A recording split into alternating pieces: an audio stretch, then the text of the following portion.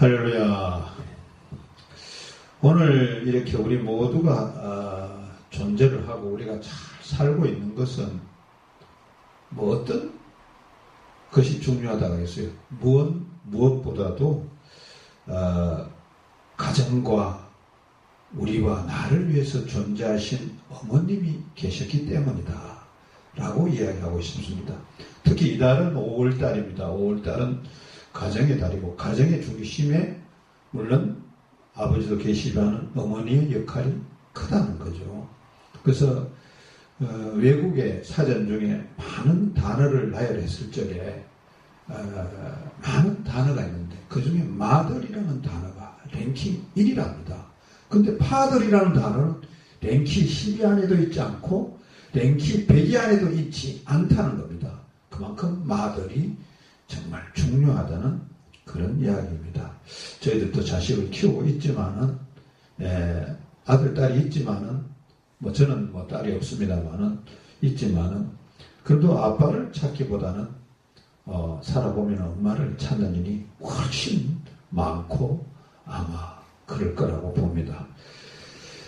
마찬가지로 우리가 영적인 눈을 들어서 지금 내가 하나님의 아들, 딸로서 평안하게 살아가고 있는 것도 성삼위 하나님께서 열정적으로 나를 돌보기 때문에 라고 그렇게 봅니다. 이사야 62장 1절에는 나는 예루살렘을 위하여 쉬지 아니할 것인즉 하면서 하나님이 이스라엘 백성을 위하여 쉬지 않으셨다고 그렇게 말씀하고 있습니다. 시편 121편 3절 4절에는 여호와께서 너를 실족하지 아니하게 하시며 너를 지키시는 이가 졸지 아니하시리로다. 이스라엘을 지키시는 이는 졸지 아니하시고 주무시지도 아니하시리로다 하셨습니다. 하나님은 이스라엘 백성 한 사람 그리고 이스라엘 공동체를 지키시기 위해서 졸지도 않고 주무시지도 않고 이렇게 해서 돌봐주신다고 했습니다. 고형원 씨가 작사 작곡한 물이 바다 덮음이라는 복음성가가 있습니다. 이 복음성가 안에 보면 가사가 세상 모든 민족이 구원을 얻기까지 쉬지 않으시는 하나님이라는 가사가 있습니다. 이 하나님을 찬양합니다. 이 내용이 이사야서에도 시편에도 시심가서에도 하나님은 쉬지 않으시는 분, 졸지 않으시는 분, 주무시지도 않고 우리를 지켜주시는 분이라고 이렇게 묘사하고 설명하고 있습니다. 이는 세상에 있는 많은 우상과 하나님을 비교하면서 우리가 섬기는 하나님의 특징을 정확하게 표현하고 있는 것입니다. 그렇습니다. 하나님은 성도 한 사람을 세우기 위해서 하나님의 나라를 바로 세우기 위해서 쉬지 않는 분입니다. 그 쉬지 않으시는 분은 다르게 표현하면 오늘 설교 제목과 같다고 말할 수 있습니다. 열정의 하나님, 바로 열정의 하나님입니다. 열정이 넘치는 하나님의 열정 이렇게 표현할 수가 있습니다. 그럼 성삼위 하나님께서 나를 위해서 쉬지 않고 일하고 있는 것은 무엇인가 한번 생각을 해보고 정리해보면은 첫째, 성부 하나님은 우리를 하나님의 형상대로 만들어 주셨습니다. 천하 만물을 다스리게 해 주셨습니다. 생육하고 번성하도록 해 주셨다는 겁니다. 매일 새롭게 재창조하고 계십니다. 성자 예수님은 우리에게 천국 복음을 가르쳐 주셨습니다. 온 인류의 죄를 지시고 십자가에 돌아가셨습니다. 죽은 지 3일 만에 부활하셨죠. 지금 하나님의 보좌 우편에서 세상을 통치함과 동시에 우리를 위해서 중보 기도하고 계신다는 겁니다. 그리고 우리를 데리러 심판의 주님으로 오실 것입니다. 장차에는. 셋째는 성령 하나님이 하시는 일은 두 가지로 나누어 생각해 볼 수가 있다는 겁니다. 예수님을 위하여 성령 하나님이 하신 일이 있습니다. 우리의 구원을 위하여 성령님은 예수님을 잉태하셨습니다. 마리아의 몸속에서 참 하나님과 참 사람이 시작되게 했던 것입니다. 그분은 참사람으로 살아가는 예수님의 일생 동안 늘 바르게 생각을 가지겠고 항상 죄를 이기게 했습니다. 성령님은 또한 흠이 없이 살아온 그를 십자가의 제물이 되게 하셨습니다. 이렇게 예수님이 아버지의 뜻을 따라 아버지의 뜻에 의해 기쁜 마음으로 자신의 생명을 내놓는 것은 성령으로 말미암아 된 것입니다. 성령은 그리스도를 죽은 자 가운데서 일어나게 하셨습니다. 성령은 부활하신 그리스도를 승천하게 하셨습니다. 이 모든 성령의 사역이 우리를 위하여 궁극적으로 주님의 몸된 교회를 위하여 한 것입니다. 성령님이 나를 위하여 하신 일도 있다는 것입니다. 성경을 깨닫게 하셨습니다. 성령님이 임하시면서 마음의 눈이 밝아져서 하나님의 아들 예수님을 알게 했던 것입니다. 성령님은 성도들에게 능력을 주십니다.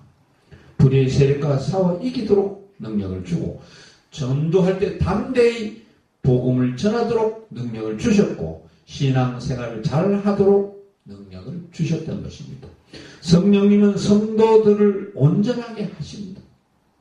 날마다 성도를 새롭게 하고 성도들의 성품을 변화시켜 성령의 9가지 열매를 맺도록 하십니다. 제가 간략하게 말씀을 드렸지만은 하나님의 자녀된 나를 위하여 성부, 성자, 성령 하나님은 과거에도 쉬지 않으셨고 지금도 쉬지 않으시고 일하고 계신다는 것입니다. 이 사실에 대해서 추호도 의심하지 마시고 믿을 수 있기를 바랍니다. 오늘 본문은 성삼위 하나님 가운데 성령 하나님의 사역에 대해서 말씀하는 부분입니다. 본문 1절을 보십시오. 형제들아 신령한 것에 대하여 나는 너희가 알지 못하기를 원하지 아니하노니 라고 합니다.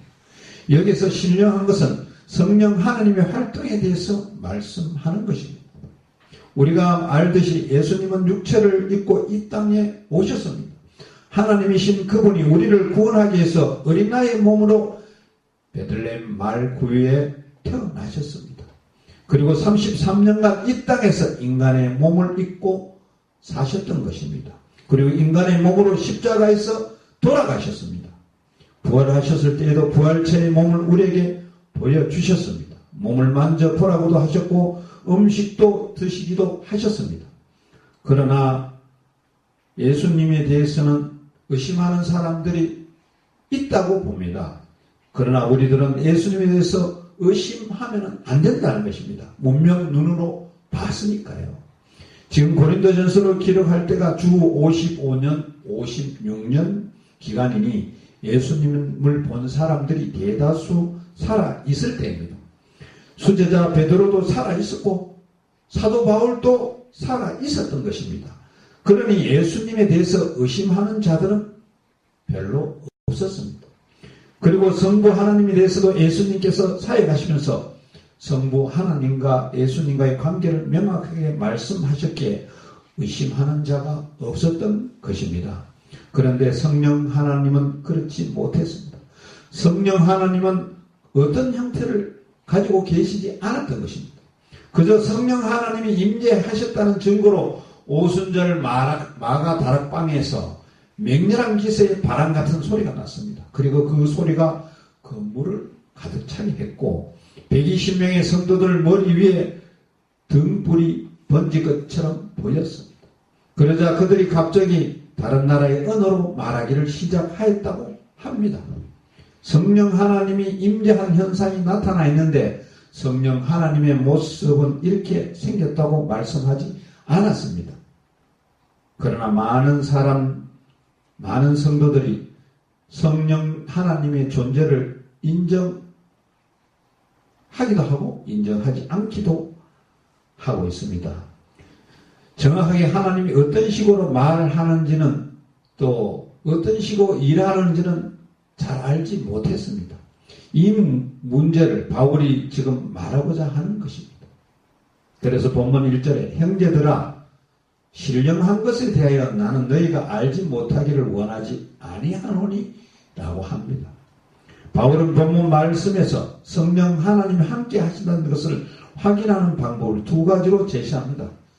여러분들도 이 말씀을 들으면서 자신들을 살펴보시기를 바랍니다.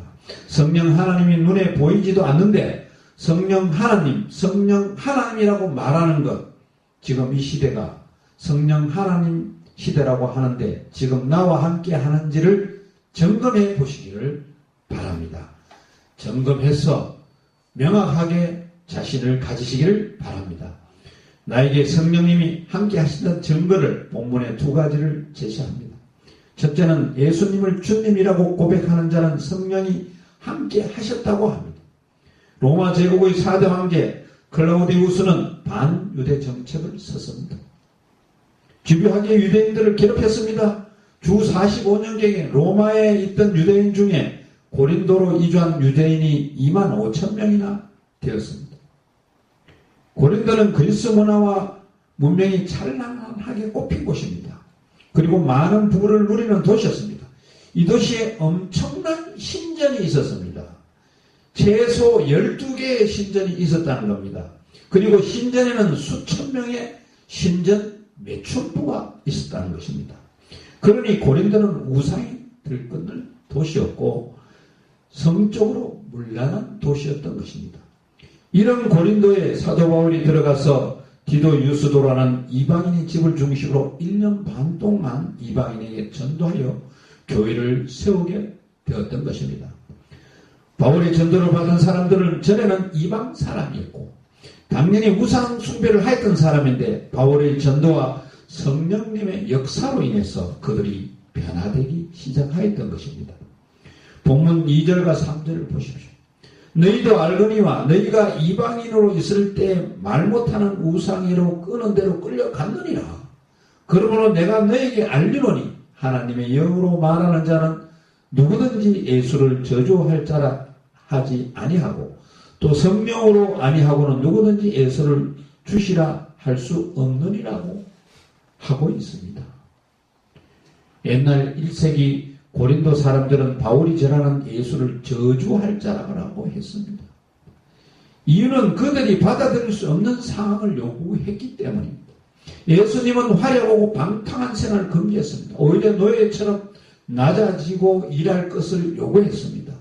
그러니 믿지 않았던 그들에게는 예수님은 저주할 자였던 것입니다. 그런 시대 복음을 정접한 교인들의 입에는 이런 말이 나왔습니다. 예수님이 나의 주인님입니다. 예수님이야말로 온전한 주님이시다. 황제를 숭배하고 있던 그 시대의 교인들이 담대하게 예수님이 나의 주님이십니다. 라고 고백한 것입니다. 이 고백을 성도들이 입을 열어서 했는데 이 고백을 하게 만든 장본인은 눈에도 보이지도 않지만 성령 하나님이 하게 했던 것입니다. 그러니 예수님을 주님이라고 고백하는 자는 성령이 함께하고 있는 자라는 것입니다. 지금 이 시대 우리 교회도 마찬가지입니다. 지금 우리의 눈에 성령 하나님은 보이지 않습니다. 물론 현상적으로는 역사가 일어나고 있어요.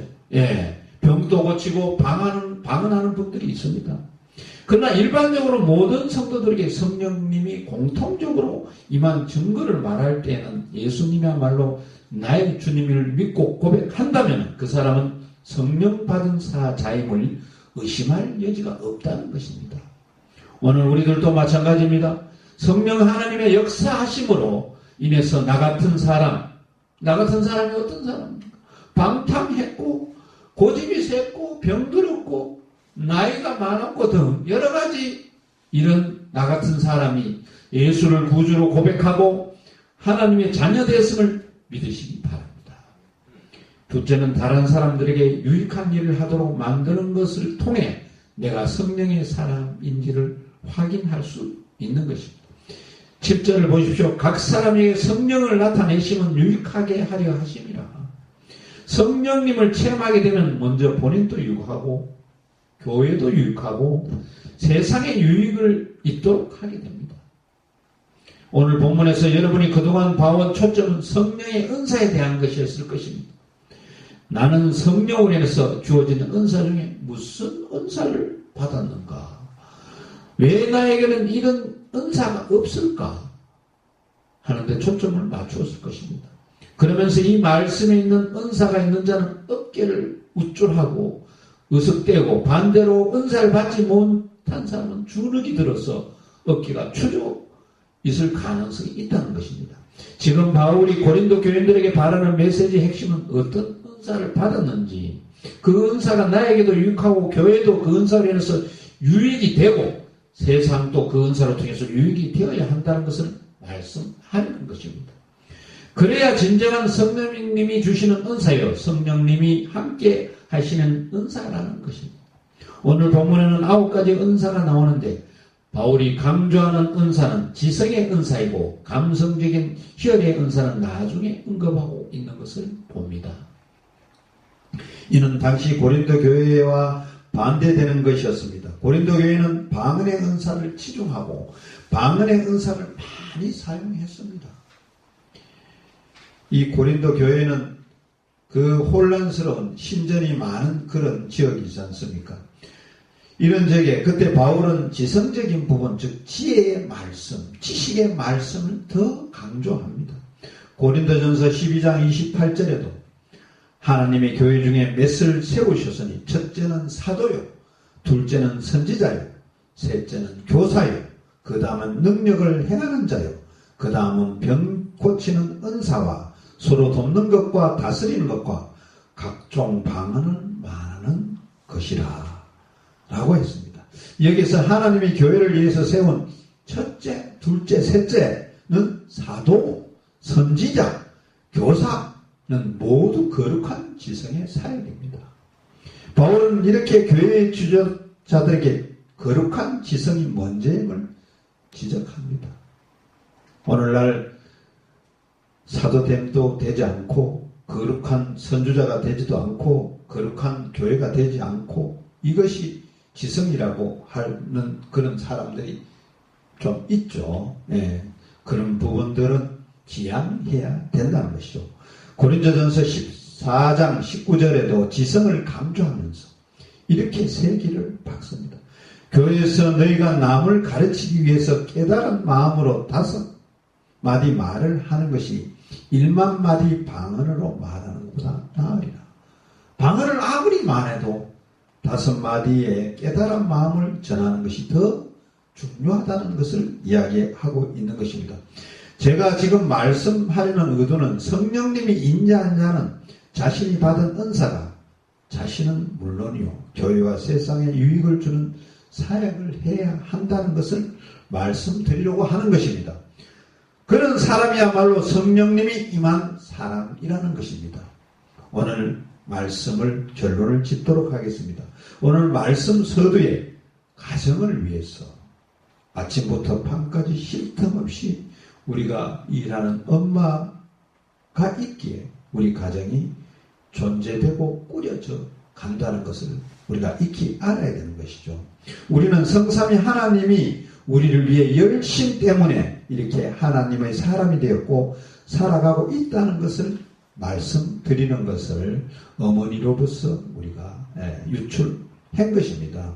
이제 하나님이 오늘 여러분에게 주시려는 말씀은 열정의 하나님 때문에 오늘의 너희가 존재한다면 너로 인해 너 자신은 물론 교회와 세상을 유익을 주는 성령 충만한 자가 되라고 하십니다. 이 말씀을 믿고 따르시려는 또 순종하시는 저와 여러분들이 되시기를 바랍니다. 기도드리겠습니다.